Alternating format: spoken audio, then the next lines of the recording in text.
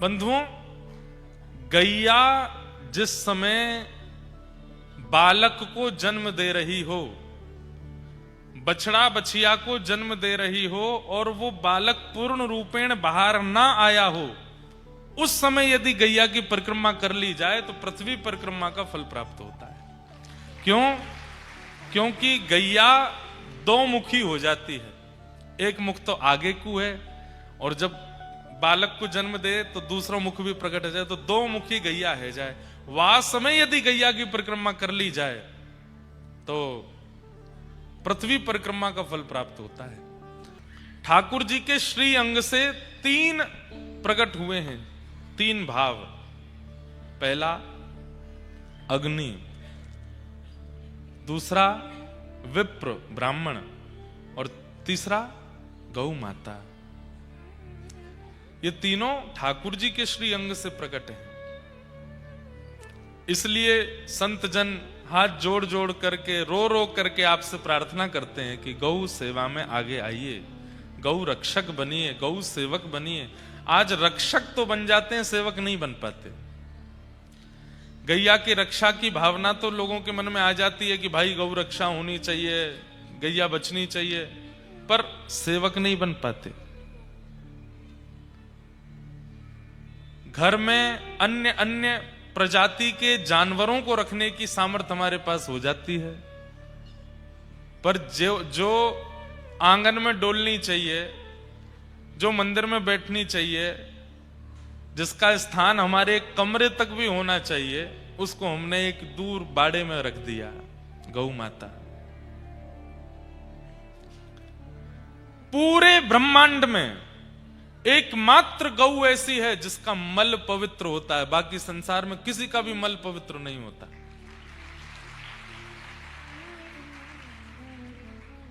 कोई विश्व सुंदर विजेता, विश्व सुंदरी विजेता भी हो जाए, वो भी घृणा की पात्र होती हैं, वो भी घृणा के पात्र हो जाते हैं।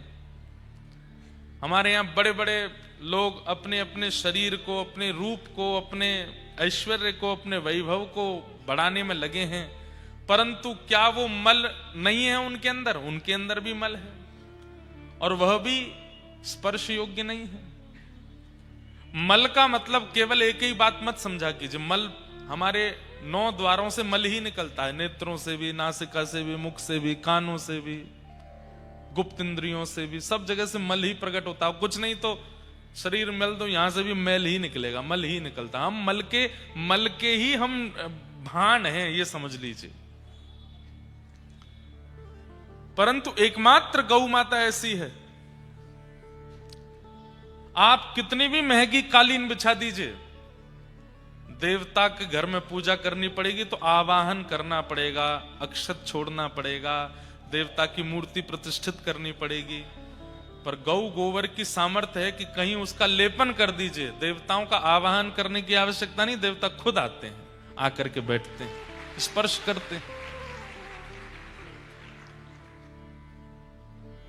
जिनका सबसे बड़ी विशेषता ही गौ माता की यह है कि जो उपस्थ इंद्रियों से प्रकट होने वाला मलमूत्र पूरे दुनिया का अपवित्र होता है, वो उनका परम पवित्र होता है। लोगों की रुचि नहीं बढ़ती, वो बात अलग है। हम ब्राह्मणों में, हम द्विजों में, ब्राह्मण क्षत्रिय वैश्यों में यज्ञोपवीत संस्कार होता है।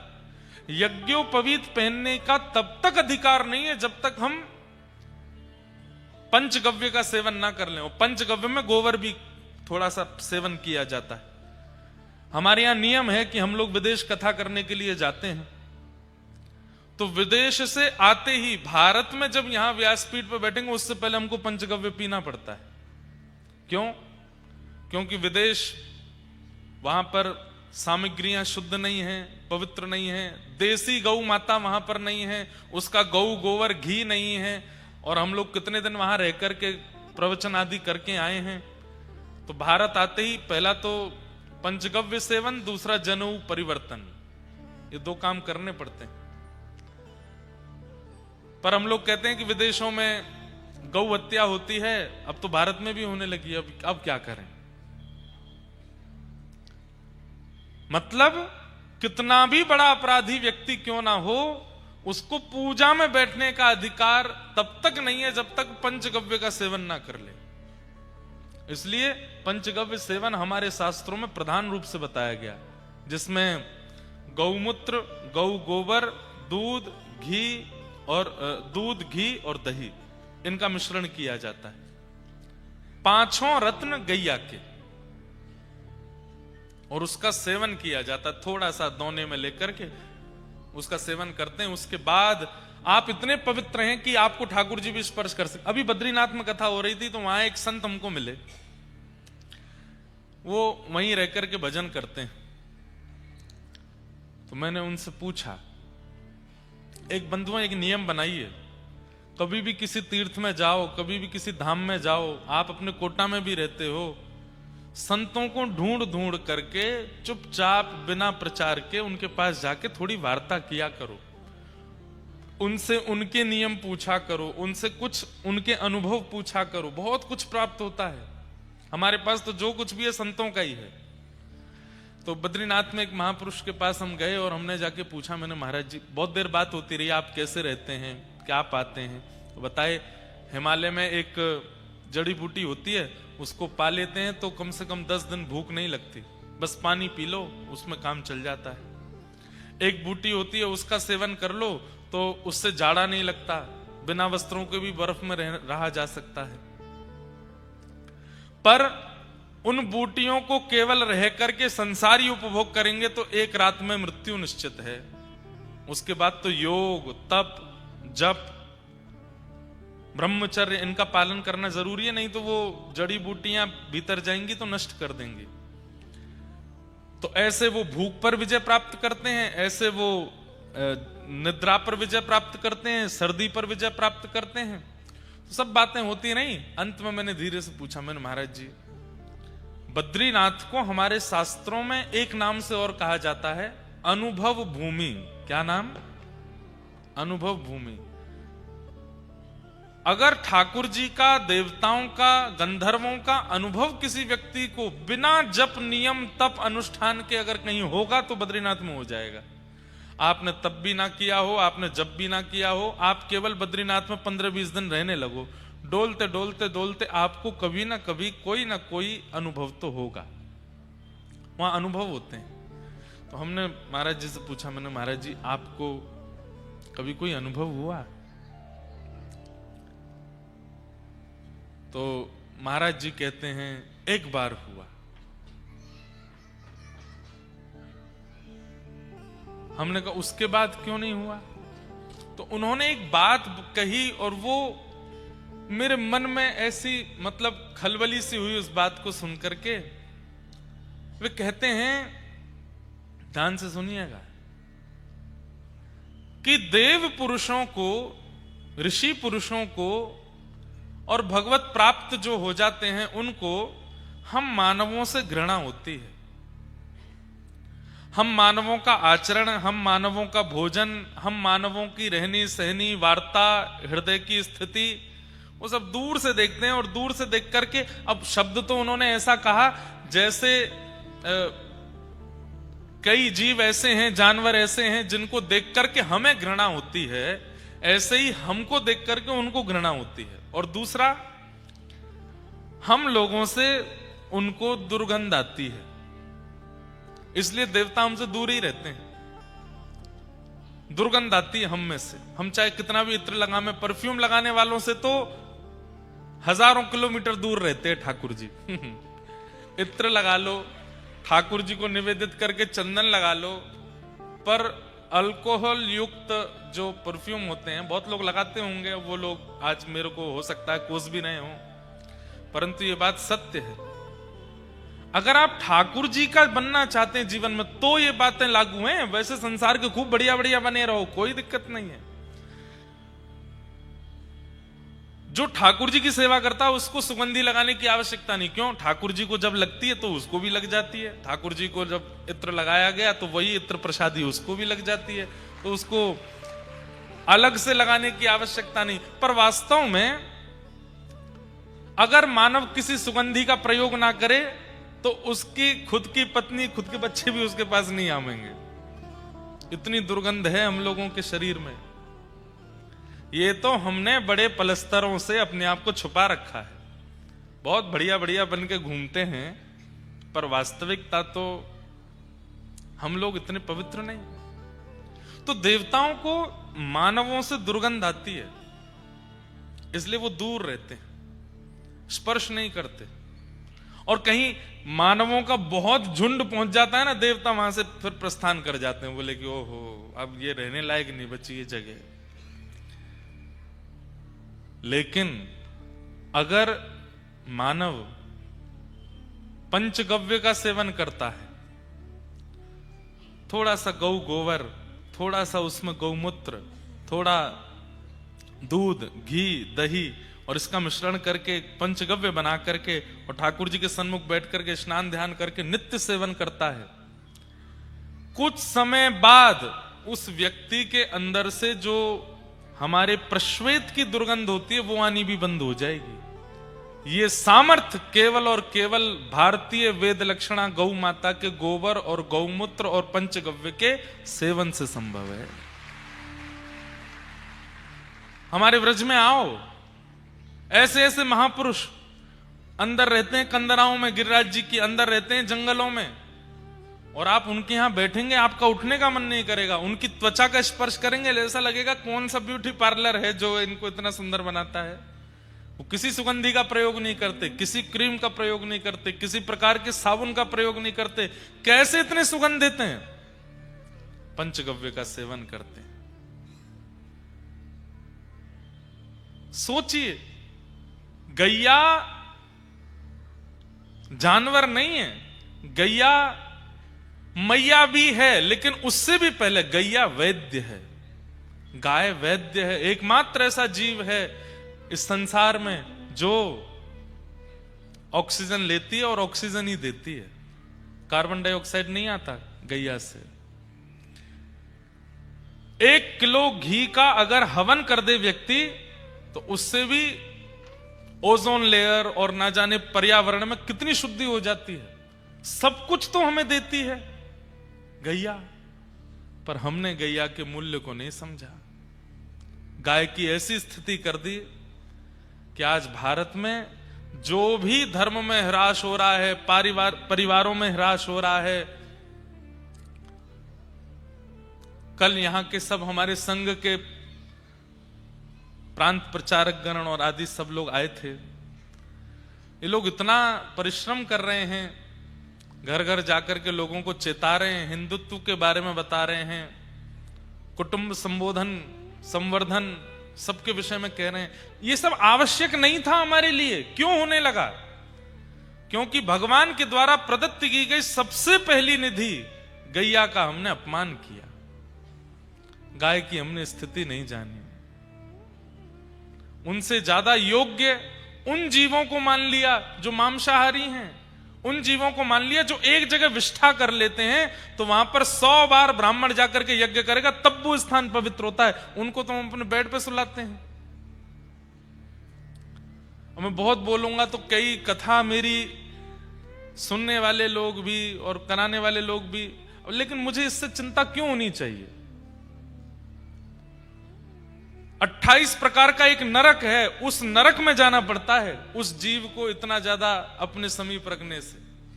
प्रेम करो, सबको प्रेम करो, पर घर में स्थान केवल गाय को दिया जा सकता और किसी को नहीं।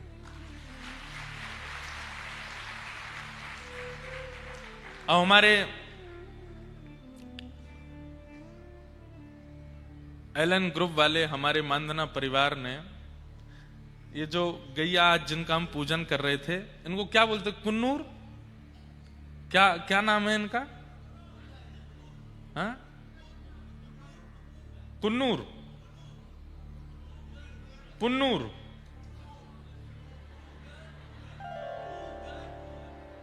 गुन्नूर अच्छा, पुगनूर, वाह। हाँ, नाम गंगा यमुना है, पर ये तिरुपति जी की गैया हैं। दक्षिण में पुंगनूर गैया, और ऐसी छोटी छोटी गैया, ये जो छोटी, ये बछिया नहीं थी जो ऊपर आई थी, ये गैया हैं, और ये बड़ी बड़ी गैया हैं। इन्हीं का दूध सेवन करते हैं हमारे वेंकटेश भगवान। दक्षिण भारत में ठाकुर जी की सेवा होती। देखो कैसे देख रही कैमरा में, फोटो खींच ले मेरो। बोले अब नहीं देख रही। बगल में नंदी महाराज है, बोले मैं हूं, खिंचा लूं एक। तो कैसी छोटी छोटी गैया हैं, और इनके बछड़ा बछिया होते होंगे वो और छोटे छोटे। कितना हृदय भरा आता है गैया को देख करके। बंधुओं, ठाकुर जी व्रज में करते क्या है? ठाकुर जी ने माखन चोरी आदि करी केवल 3.5 वर्ष से लेकर के 6 वर्ष तक, 3 वर्ष। उसके बाद ठाकुर जी क्या किए? वहां के बाद ठाकुर जी केवल गैया चराते हैं, पूरे दिन गैयान में ही रहमे, और कोई ठाकुर जी को प्रिय भाव नहीं लगता। गैया में रहनो ही ठाकुर जी को सुख लगे। श्रीनाथ जी नाथ द्वार में जो विराजमान है, सब लोग इधर देखो। आज भी श्रीनाथ जी की जो गौशाला है नाथ द्वार में, कभी जाइएगा, दर्शन करके आइएगा गौशाला का। और वहां गौशाला में आप गैया देखो, कैसी बड़ी बड़ी गैया हैं। ऐसी अद्भुत गैया हमारे ख्याल से भारत में और कहीं आपको देखने को नहीं मिलेंगे। और आपको जानकर के आश्चर्य होगा, जब श्रीनाथ जी हमारे गिरिराज जी में प्रकट हुए तो कथा लगभग सबने सुनी होगी। सद्दू पाने नाम के एक ब्रजवासी रहते थे गिरिराज जी में। उनकी बहुत सारी गैया थी।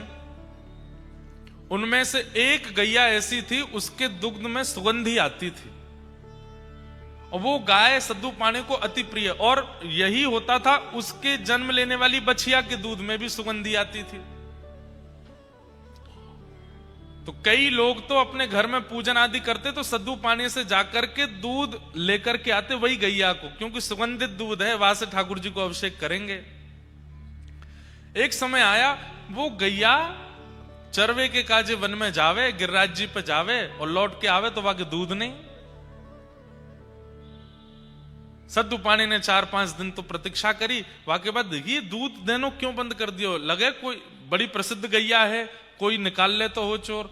तो ऊपर जाके देखा तो वो गैया एक विशेष स्थान पर जाती हैं और अपने चारों थनों से दूध प्रवाह कर देती हैं। जब वहां जाकर के देखा उस गड्ढे में, तो श्रीनाथ जी की भुजा निकली हुई है। कुछ समय बाद जब श्री जी बाबा प्रकट भये गिरिराज जी से, तो कहते हैं अनेक वर्षों तक श्रीनाथ जी ने अन्न सेवन नहीं किया, रसोई की सामग्री नहीं पाई। श्रीनाथ जी केवल दूध पीते हैं, पै पी करके रहते हैं। और सद्दू पाने से कह दई, बोले अरे सद्दू पाने, जे तेरे गैयान के कुल में जो सुगंधित दूध देवे वाली गैया है ना, ये पता कौन है? बोले कौन है? बोले हमारे नंद बाबा की 9 लाख गैयान में से एक गैया की वंशधर है, वही को वंशज चलो आ रहा है। या हमारे में तेरी गैया को दूध ना पीऊं, ये तो मेरी गैया है। सोचिए, सद्दू पाने के ऊपर श्रीनाथ जी की कृपा क्यों हो गई? क्योंकि गौवंश में एक गैया नंद बाबा के कुल की हती। जो लोग अपने घर गौ सेवा करें, क्या पता कौन किस वंश से है, कौन सी कोई व्रज के वंश की कोई गैया हो, क्या पता नंद बाबा के वंश की गैया आपके घर आ जाए और वह गैया के दूध के लोभ में ही ठाकुर जी आ जाए। हमारा साधन तो नहीं है कि हम ठाकुर जी को प्रकट कर सकें, पर गैया को दूध तो प्रकट कर ही देखो, श्रीनाथ जी प्रकट है के। और सद्दू पाने के यहां कितने वर्षों तक गिरिराज जी पर विराजमान श्रीनाथ जी ने अन्न सेवन नहीं किया, केवल दूध पीते। फिर जब श्रीमन महाप्रभु वल्लभाचार्य जी महाराज व्रज पधारे, तब श्री जी बाबा ने पहली बार अन्न आरोगा और तब अन्नकूट 56 भोग तब लगाए गए, तब से ठाकुर जी प्रसाद पान लगे। लेकिन ठाकुर जी ने आज बंधुओं मंदिरों में भी अब इतनी सामग्री बनती है, इतनी देसी गैया ही नहीं है कि इतना घी वहां पहुंचाया जा सके, तो फिर अन्य अन्य घी पहुंचाने पड़ते हैं। कभी कभी हमें लगता है कि हम मानवों ने ठाकुर जी के द्वारा प्रकट की गई, प्रदत्त की गई निधियों को ही नष्ट कर दिया, तो ठाकुर जी हमसे उदास बैठे हैं। कम से कम ठाकुर जी बोल रहे हैं कि भाई तुम पूरे संसार के साथ कुछ भी करो, जो हमारी वस्तु है उसको तो सुरक्षित रखो। गिरिराज जी की महिमा हमने नहीं जानी, रज की महिमा हमने नहीं जानी। यमुना जी, वृंदावन में आप आचमन नहीं कर सकते, और अगर आपने 10-12 दिन तक आचमन कर लिया तो आपको घनघोर पी लिया हो जाएगा। ये वृंदावन की यमुना जी की स्थिति है। हमें ऐसा लगता है ठाकुर जी की एक वस्तु की भी संरक्षण की इच्छा और एक वस्तु की भी रक्षण की भावना किसी जीवात्मा के मन में आ गई, ठाकुर जी कहेंगे तू तर्पण मत करे, तू संध्योपासन मत करे, तू जप तप मत करे, सब तेरो कल्याण कर दूंगा मैं, तू बस मेरी निधि की रक्षा कर।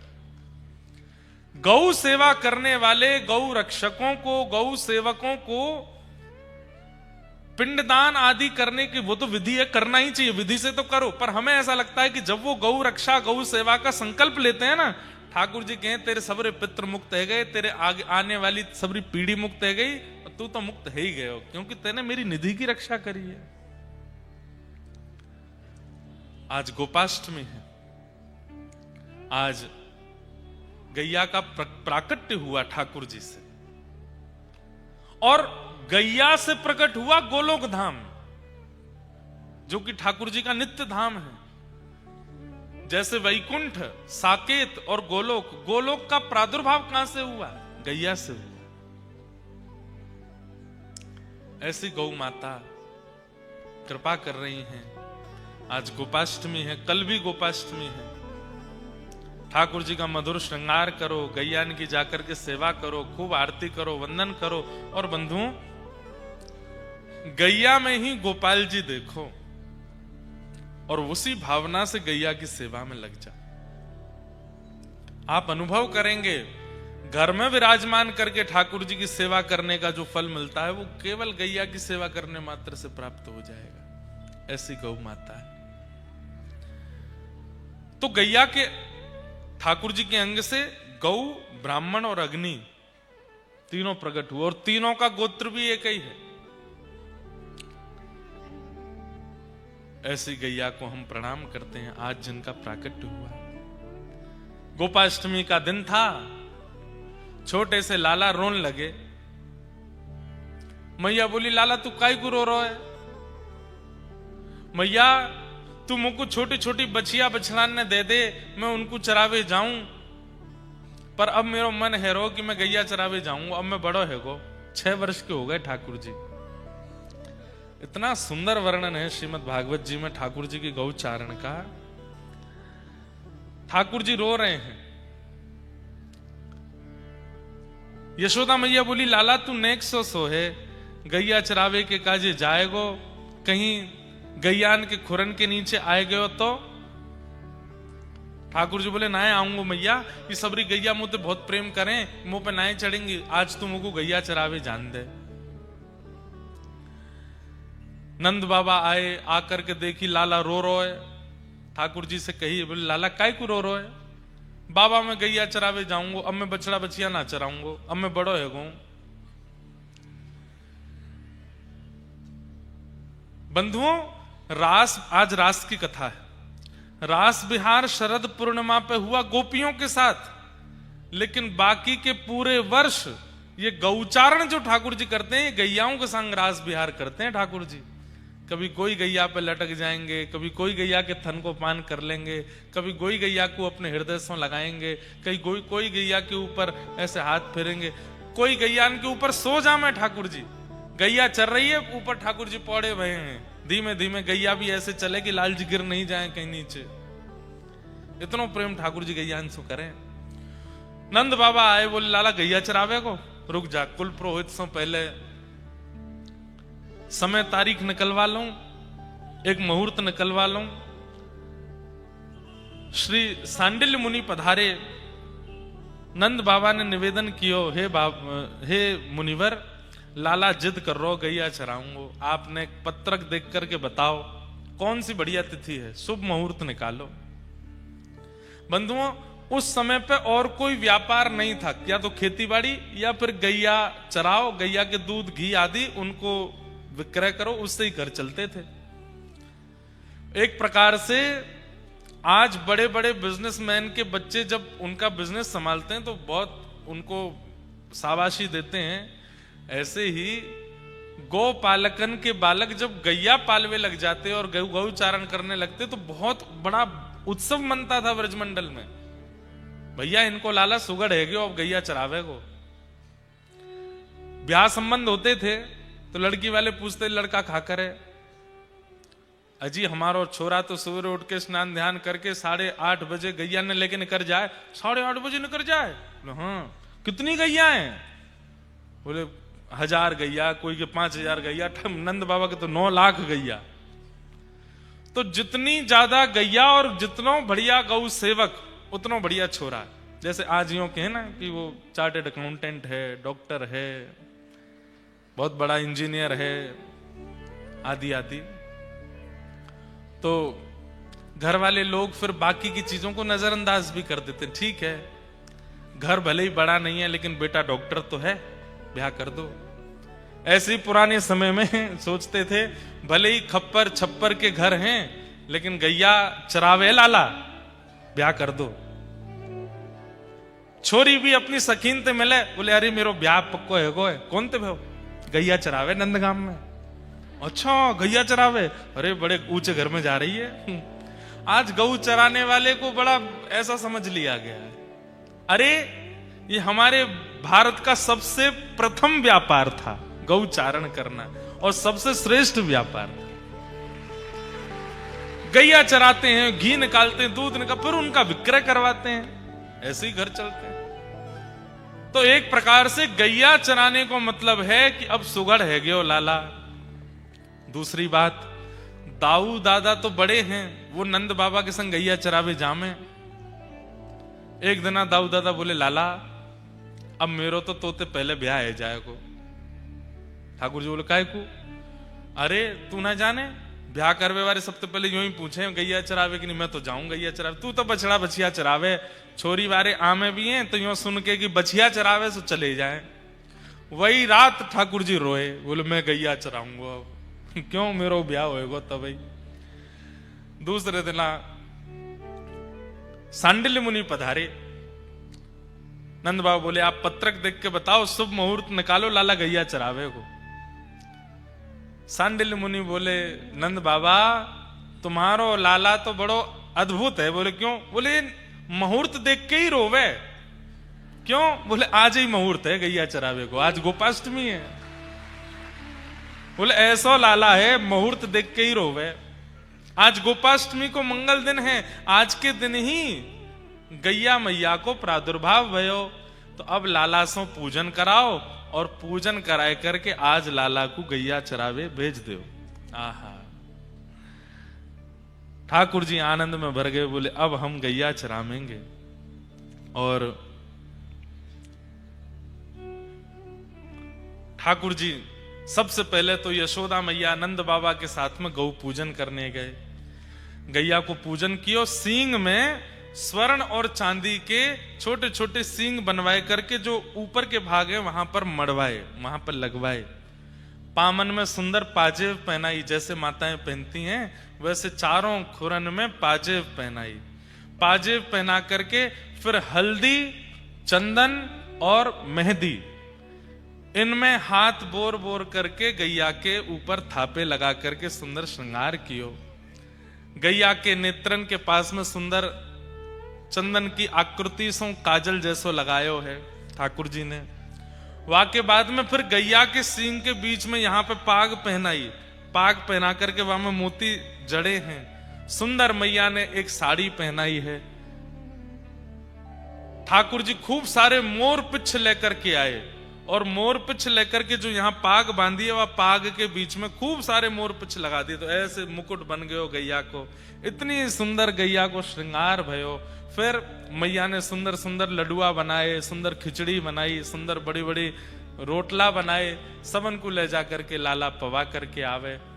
हर गैया के चरणन में प्रणाम करके 2-2, 3-3, 4-4 परिक्रमा लगा करके ठाकुर जी सबको वंदन करें, सबके चरणन में प्रणाम करें। गौ पूजन कियो। बंधुओं, गैया जिस समय बालक को जन्म दे रही हो, बछड़ा बछिया को जन्म दे रही हो और वो बालक पूर्ण रूपेण बाहर ना आया हो, उस समय यदि गैया की परिक्रमा कर ली जाए तो पृथ्वी परिक्रमा का फल प्राप्त होता है। क्यों? क्योंकि गैया दो मुखी हो जाती है, एक मुख तो आगे को है और जब बालक को जन्म दे तो दूसरा मुख भी प्रकट हो जाए, तो दो मुखी गैया है जाए। वह समय यदि गैया की परिक्रमा कर ली जाए तो पृथ्वी परिक्रमा का फल प्राप्त होता है। और जिस समय वो परिक्रमा हुई उसी समय जन्म से लेके उस समय तक के समस्त पाप नष्ट हो जाते हैं गैया की परिक्रमा करते हैं।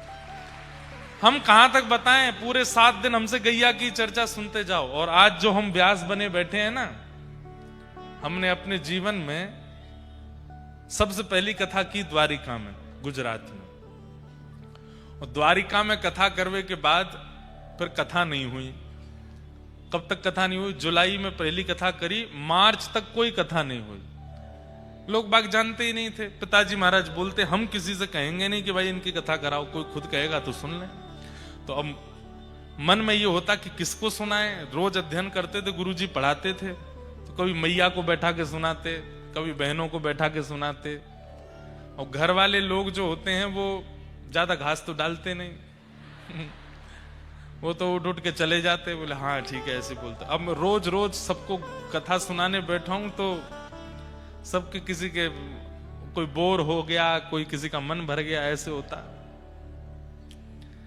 तो हमने अपने गुरुदेव से प्रार्थना की, गुरुदेव कथाएं होती नहीं है अभी और घर वाले कोई सुनते नहीं है, किसको सुनाऊं मैं? तो हमारे गुरुदेव बोले आपके पूज्य गुरुदेव पिताजी महाराज ने इतनी सुंदर गौशाला बनाई है, इतनी सारी गैया वहां हैं, वहां जाके गैयाओं को कथा सुनाए करो। और हमारा नियम सुनिए, सवेरे 3:30-4 बजे उठ जाते थे, स्नान करते और यही भागवत जी की पोथी हमारी, इनको लेकर के हृदय से लगा के बढ़िया, जैसे बटुक ब्राह्मण होता तब 18-19 वर्ष की आयु थी, सुबह सुबह जाते गौशाला, कोहरा पड़ रहा है, सर्दियों का समय, वहां जाकर के गैयाओं के बीच में ही एक तखत लगाते, व्यासपीठ, बढ़िया सुंदर एक अंगीठी जला लेते कोयला की, थोड़ी नेकवा में से गर्मी सी आती रहती, और सवेरे सवेरे फिर वहां गैयाओं को कथा सुनाते। 1 दिन 2 दिन 3 दिन, 3 दिन के अंदर तो गैयाओं को ऐसी आदत लग गई, अब तो अगर मैं 15-20 मिनट लेट है जाऊं तो हमारे ग्वारिया बाबा फोन करते, बोले गैया रम्मा रही हैं जल्दी आओ। अम्मा अम्मा अम्मा करके चिल्लाती, बोले व्यास जी क्यों नहीं आए अभी तक? हम जाकर के बैठते, जितनी सुबह सुबह सानी होती है गैयाओं की, तो सानी करके सब गैया बैठ जाती, ऐसे मुंह चलता रहता, झाग निकलते रहते, और कोई व्यास पीटते अपने सिर खुजा रही है, कोई ऐसे बैठी है, खूब प्रेम से वहीं कथा सुनाते। इतने भाव से कथा सुनती। जिस दिन घर परिवार के किसी उत्सव के कारण हमें बाहर जाना पड़ता और उस दिन कथा नहीं होती, उस दिन गैया 1-1 किलो कम दूध देती थी। बोले क्यों? आज कथा नहीं सुनी है। और जब हमने कथा सुनाई तो प्रत्येक गैया के थन में कम से कम 1-1, 2-2 लीटर दूध बढ़ गया कथा सुनने से। नित्य सुनती थी। कई बछड़ा बछियाओं के जन्म हुए कथा के बीच में, महीनों तक सुनाई, तो उनके नाम हम प्रसंगानुसार रख देते थे। एक का जन्म हुआ था जब जड़ भरत जी का प्रसंग चल रहा था, तो उसका बछड़ा का नाम जड़ भरत रखा। एक प्रसंग चल रहा था प्रहलाद जी का, तो प्रहलाद रखा। गोपियों के प्रसंग चल रहे थे तो फिर गोपी एक गैया को नाम धरो। एक श्री जी के प्रसंग में प्रकट भई तो वा को नाम श्री प्रदा रखो। ऐसे कई गैयान के नामकरण भी किए, और 2-4 गैयाओं ने कथा सुनते सुनते परम पद भी प्राप्त किया। एक गैया हमारी बड़ी वयोवृद्ध गैया, बहुत बूढ़ी है गई, और वो ही पूरी कथा सुनती सामने बैठ के। मैं वही के सामने ही मंच लगाता, क्योंकि वो हिलती डुलती ज्यादा थी नहीं, बैठी बैठी वहीं चारा पा लेती थी। तो पूरी कथा लगभग 15 दिन की कथा करी। 15 दिन में एक आवृत्ति होती थी। 7 दिन की कथा 15 दिन तक करते थे। तो 15 दिन की आवृत्ति पूरी हुई। नाम संकीर्तनम यस्य सर्व पाप प्रणाशनो प्रणामो, अंतिम श्लोक भागवत जी का बोला। उसके बाद हम व्यासपीठ से उतरे, गैया मैया को प्रणाम किया, बस घर के लिए निकले। ग्वारिया बाबा आए, बोले कि महाराज जी वो बूढ़ी वारी गैया मैया तो पधार गई। कथा सुनते सुनते परम पद भी हुआ। कई गैया गोपी गीत जब गाते तो नेत्रों से अश्रु प्रवाह होने लगते। कितना कुछ अनुभव। आज उन्हीं गैयाओं की कृपा है कि इतने सब जनमानस कथा सुन रहे हैं। इसलिए भैया हमारी आपसे हाथ जोड़ के करवद्ध प्रार्थना है, वैदिक ज्ञान, सामाजिक ज्ञान, मानवीय ज्ञान कथा में हमको सुनाना पड़ेगा, तब आपको प्राप्त होगा। पर निर्वैर भाव से, स्वच्छंद भाव से और भगवत भाव से आप गौ सेवा करने लगो, अपने आप समस्त ज्ञान आपके अंदर आने लग जाएगा। इसीलिए वो गौ है। गौ मतलब ज्ञान। गौ ज्ञान को कहते हैं। भागवत जी में जो प्रथम दिन महात्मा में कथा थी गोकर्ण, वो कहां प्रकट हुए थे? गैया सी तो प्रकट हुए। कितनी महिमा बताएं गैया की। आज ठाकुर जी तैयार भये, सुंदर गौपाग पहनी, अपने लोमना बांधे कमर पे, लोमना बांधे गले पे, और वर्णन कर रहे हैं श्री सुकाचार्य जी महाराज। तम गोरजच्छुरित कुंतल बद्धवरः वन्य प्रसून रुचिरे क्षण चारुहासम वेणुम क्वणंत मनुगैरनुगीत कीर्ति गोप्योद्रदीक्ष दृदृशो भगमन समेता।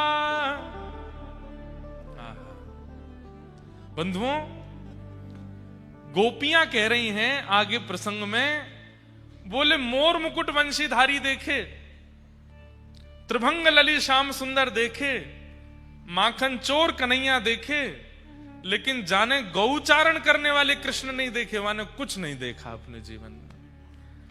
कैसा स्वरूप है? बोले गैया के गोबर और रज में लती भई रस्सी ठाकुर जी ने अपने सिर पर बांधी है, वहां में ते रज गिर रही है।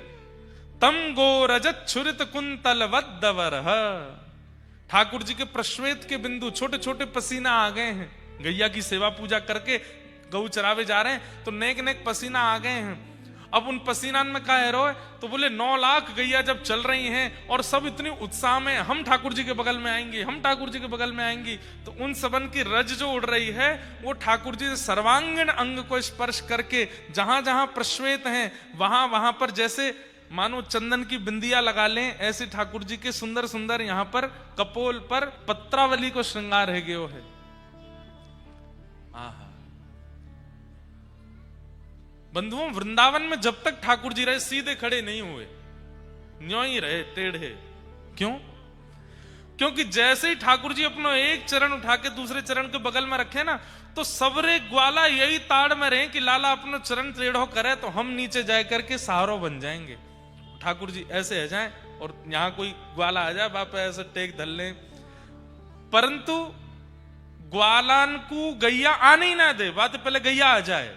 और गैया आकर के अपनो, ये एक छवि आप लोग देखते हैं, उसमें पीछे गैया और आगे ठाकुर जी हैं। वो वास्तव में पीछे नहीं है गैया, ठाकुर जी को बगल में ऐसे टेक लगा के ठाकुर जी बंशी बजाते हैं गैया के ऊपर। वेणुम क्वणंत मनुगैरनुगीत कीर्ति, ठाकुर जी गैया पर ऐसे टेक लगा करके सुंदर वेणु का नाद करते हैं, और उस वेणु का नाद सुनते ही समस्त गैया सबके आनंद की स्थिति अद्भुत हो जाती है।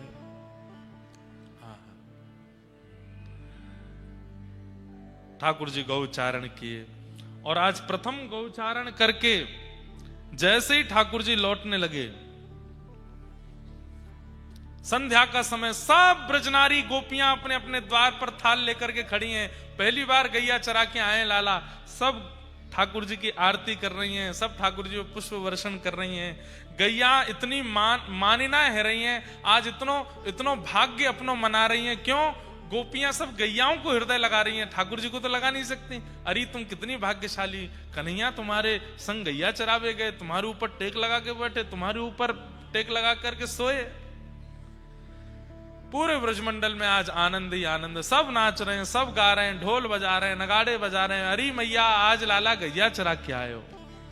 हमारे ब्रज में एक रसिया गांव है, यशोदा मैया खोल के बढ़िया, लाला आयो गाय चराए, यशोदा मैया खोल, लाला आयो गाय चराए, लाला आयो गाय चराए, हाँ आयो गाय चराए,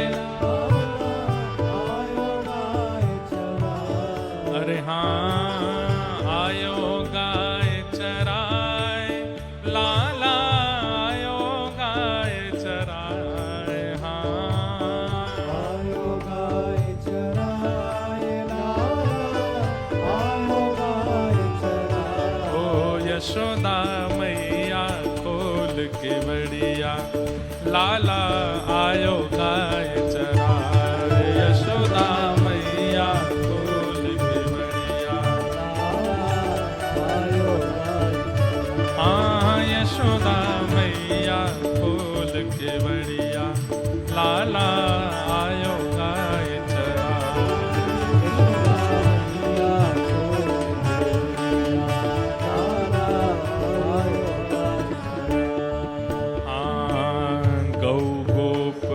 ग्वालन गौ संग ये वंशी मधुर बजाए, गौ ग्वालन गौ संग, हाँ गौ गोप ग्वालन गौ संग ये वंशी मधुर बजाए,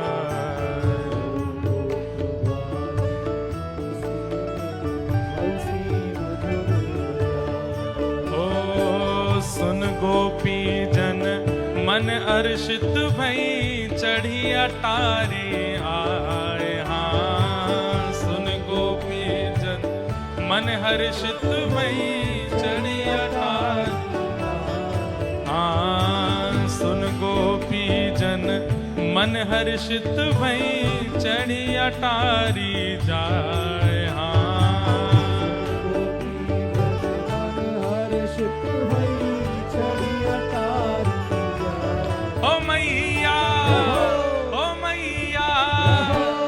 यशोदा मैया खोल के बढ़िया, लाला आयो गाय चराए, यशोदा मैया खोल के बढ़िया, लाला आयो गाय, हाँ यशोदा मैया खोल के बढ़िया, लाला आयो गाय चराए, यशोदा मैया खोल के बढ़िया, लाला आयो गाय चराए, लाला आयो धेनु चराए, हाँ आयो गाय चराए, लाला आयो धेनु चराए। ओ मैया हे यशोदा मैया खोल के बढ़िया, लाला आयो गाय चराए, यशोदा मैया बोल गोपाल कृष्ण भगवान की।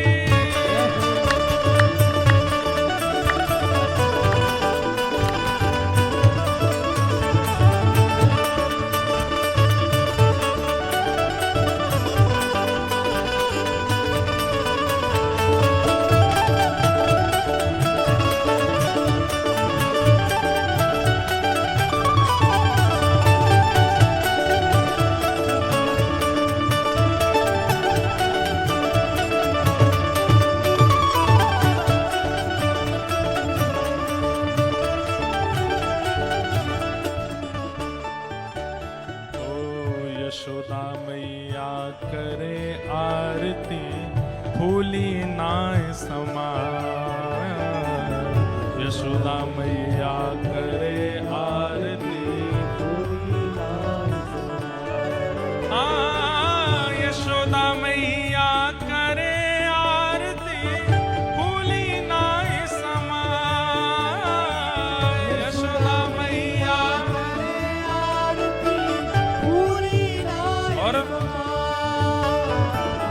हंस हंस लेत बलैया मैया बार बार बलि जाए। हाँ हंस हंस लेत बलैया मैया बार बार बलि जाए। अरे हाँ हंस हंस लेत बलैया मैया बार बार बलि जाए। हाँ हंस लेत बलैया मैया बार बार बलि जाए।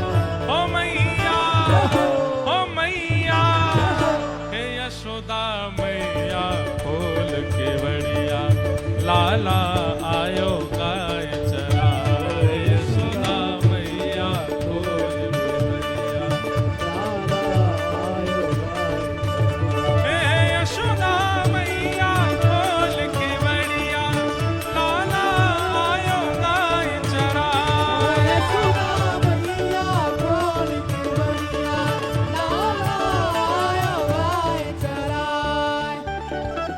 खिड़क खोल कर दीनी गैया बछड़ा रहे चुखाए।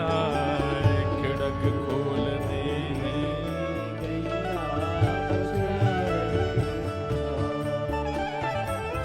ठाकुर जी ने गैया चरा करके आए हैं, तो आज ठाकुर जी चरा करके आए तो बछड़ा और बछिया भी उतावले हैं कि इनको दूध पिएंगे हम अब गैयान को। तो जैसे ही खिड़क में खोली हैं बछड़ा बछिया ऐसे दौड़े हैं दूध पीवे के काजे। महाराज आनंद है क्यों। हाँ खिड़क खोल कर दीनी गैया बछड़ा रहे चुखा। खिड़क खोल कर दीनी गैया हाँ कारी काजर धोरी धूंगर कोरयो दूध दुहाए। हाँ कारी काजर धोरी धूंगर हाँ कारी काजर धोरी धूंगर कोरयो दूध दुहाए। हाँ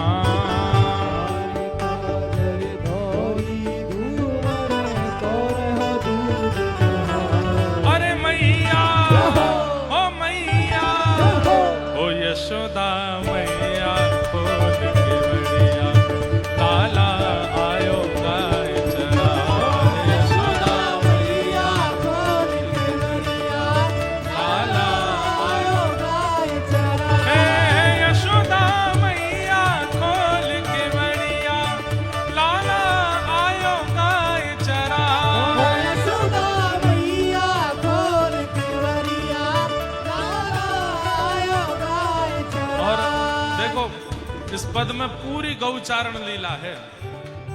गैया आ गई, अब जैसे ही यशोदा मैया दूध दोहन लगी तो कहा है रोए।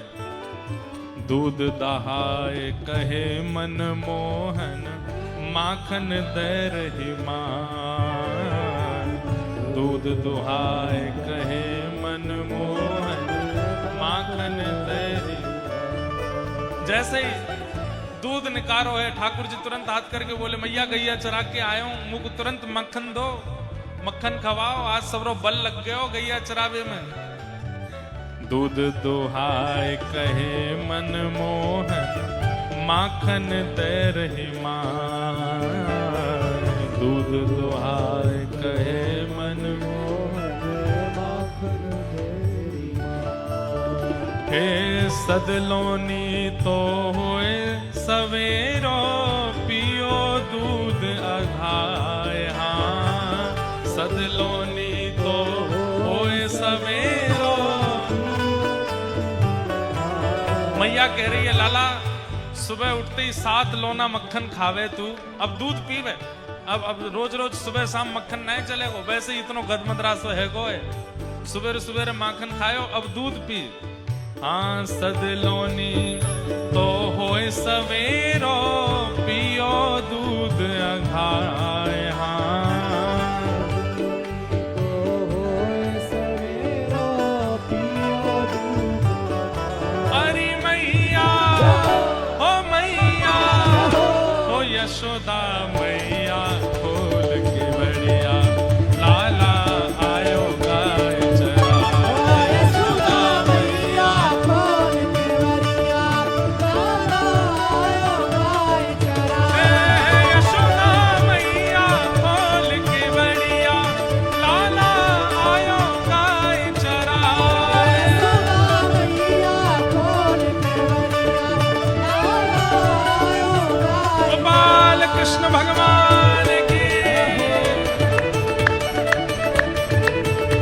ध्वजा उठा के करताल बजाओ, लाला गैया चरा के आए हैं।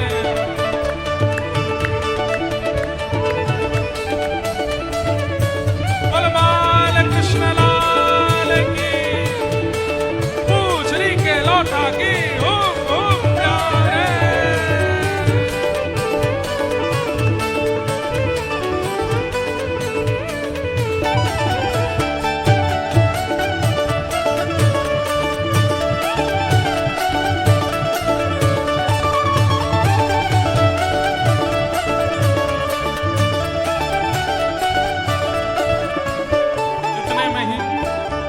ठाकुर जी गैया चरा करके आए हैं, मैया से कह रहे मैया मक्खन खावा। मैया कह रही लाला दूध पी ले। सो ठाकुर जी कैसे दूध पी रहे हैं, मुंह खोल के बैठ गए। मैया वहीं ते धार दे रही है लाला के मुख में, प्रेम से ठाकुर जी पी रहे हैं। इतने में ही एक सखी आई और कहा, कहने लगी, इतने में एक सखी सांवरी टेरण पहुंची इतने में एक सखी सांवरी हो गोविंद मोह को दूध न देवे गैया रही रम्हाए।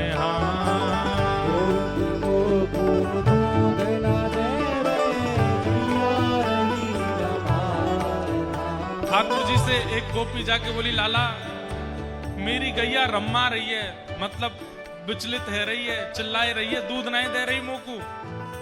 आज मेरे घर दूध नहीं निकसे को लाला। अब तो लाला तू गैया चराने लगो, गैया दोहनी आवे कि नहीं आवे। आज गौचारण भी है और आज के दिन ही ठाकुर जी ने पहली बार गैया दोही भी है, पहली बार दूध भी निकारो गैया को।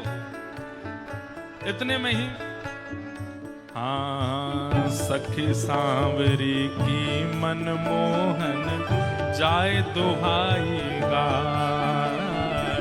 सखी सांवरी की मनमोहन जाए दुहाई। हे आधो दूध तोहनी डारो, आधो रयो चढ़ाए। हाँ आधो दूध तोहनी ठाकुर जी सखी के यहाँ गए दूध निकारवे के काज, लेकिन वह सखी सो बोले एक शर्त पे दूंगा। बोले कहा, आधो दूध मैं पीऊंगा। बोले ठीक है लाला तुम पी लियो, लेकिन दूध निकारो। जैसे ही ठाकुर जी पहुंचे, गैया रम्मानो बंद कर दियो। ठाकुर जी ने एक थनते तो दूध डारो नीचे पात्र में और दूसरे थनते दूध लेने लगे अपने मुंह में। आधो दूध दोहनी डारो, आधो रयो चढ़ाए। हाँ आधो दूध दोहनी डारो, आधो रयो चढ़ाए। ओ मैया, ओ मैया, ओ यशोदा मैया, खोल के बरिया, लाला आयो गाय चरा। यशोदा मैया खोल के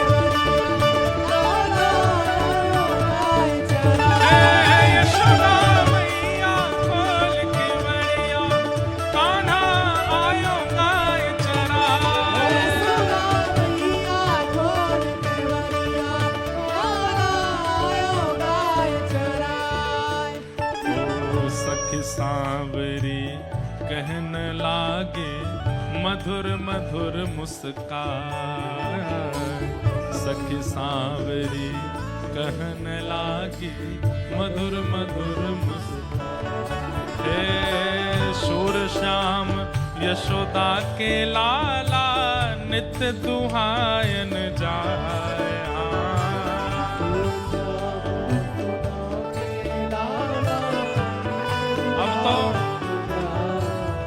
नंद भवन के बाहर गोपीन की भीड़ लग गई। बोले हमारी गैया दुहाओ, हमारी गैया दुहाओ। अब सबन के घर ठाकुर जी जाए जाए करके थनन को स्पर्श कर रहे हैं और स्पर्श मात्र सो दूध प्रकट है रोए। सूर श्याम यशोदा के लाला, नित्य दुहावन जाए। हाँ सूर श्याम यशोदा के लाला, अरे यशोदा ओ मैया, हे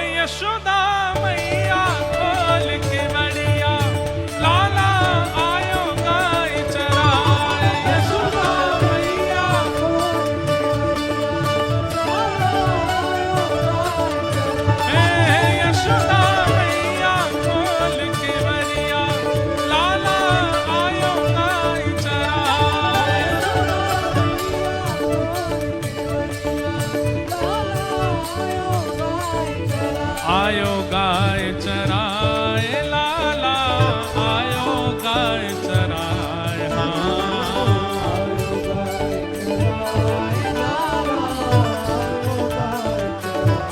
अरे हाँ, आयो गाय चराए कान्हा, आयो धेनु चराए।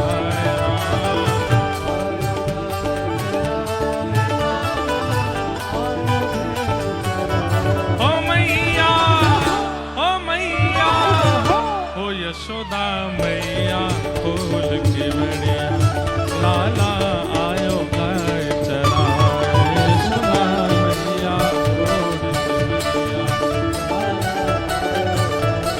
ए गोविंद बोलो, हरि गोपाल बोलो,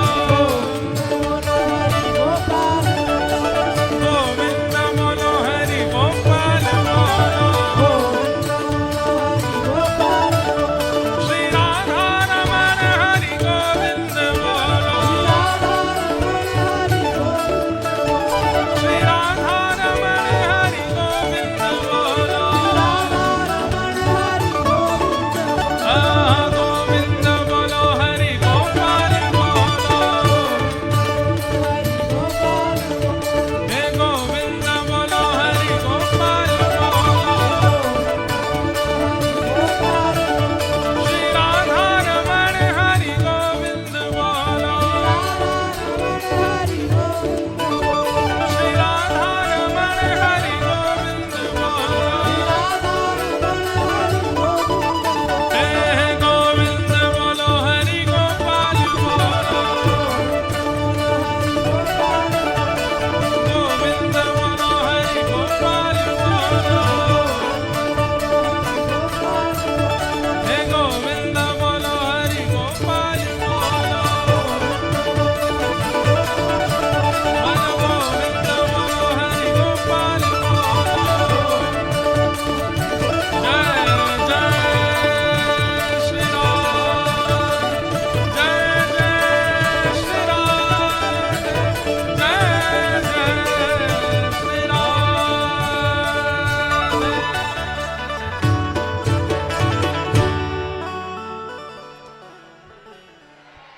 हो यशोदा मैया, खोल के बड़िया, लाला आयो गाय चराए। यशोदा मैया, खोल के बड़िया, लाला